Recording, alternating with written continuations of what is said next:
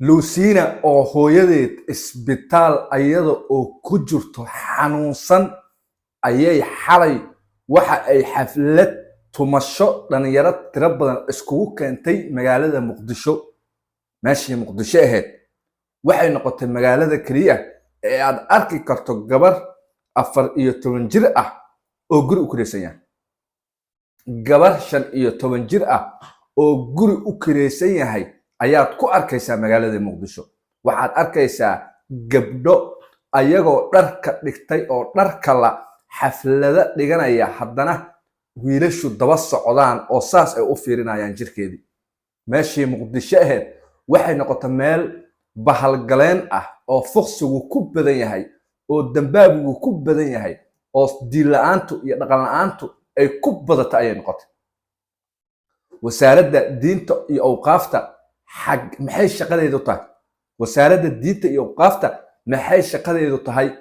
gabdhahan qaawan oo dharka dhigtay oo mataqaanaa ii sheeg habeen alla keeno xafladaha ku dhiganayo hoteelada waaweyn oo musiibada ah maxay wasaaradda diinta iyo awqaafta wax uga qaban weyse?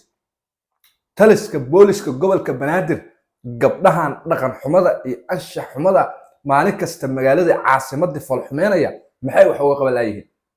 gabadhan la yiraahdo Luciina xalay waxay isku keentay 20,000 oo gabdhood oo wada dhar la mid madaxa banaanka dhigatay fiiri, mid mataqaanaa jirkii dharkii kale banaanka dhigatay, mid dhar isku dhadhajisay oo sarweelo gaagaaban soo xiratay.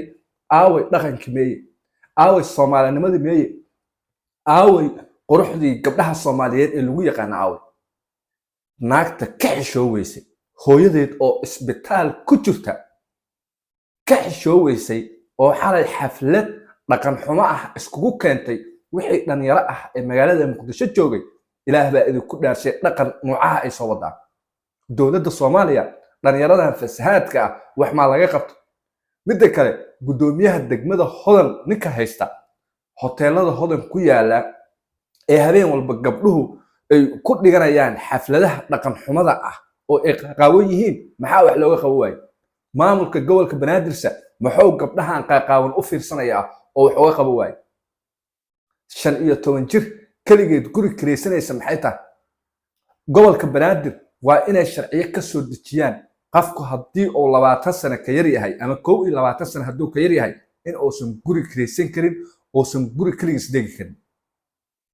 waxyaabaha amniga qalqalka keenaya kamid tahay Luciina gabadha la yiraahdo iyo gabadha la yiraahdo Hiblaayo model iftiin model la yiraahdo iyo hiblaayoyin kale oo tiro badan magaalada Muqdisho waxay ku hayaan waa dhaqan xumo. waxayna haleynayaan gabdhihii hawiye ayay rabaan in ay haleeyaan oo ay dhaqan xumo ka dhex abuuraan. anshaxna maahan waxa ay sameynayaan oo mataqaanaa habeen walba kaamirooyinka talaska soo duuba walba inta xafladda galaan ma iska baxaan. naagihii oo qaqaawan oo dharka dhigtay oo waxay rabaan sameynaya ayaa mataqaanaa inta wax iska sameeyaan ayay muuqaaladooda bulshada la wadaagayaan. ka warrama meeshaas ayay Soomaali maraysaa maanta. meeshaas ayaan joognaa maanta.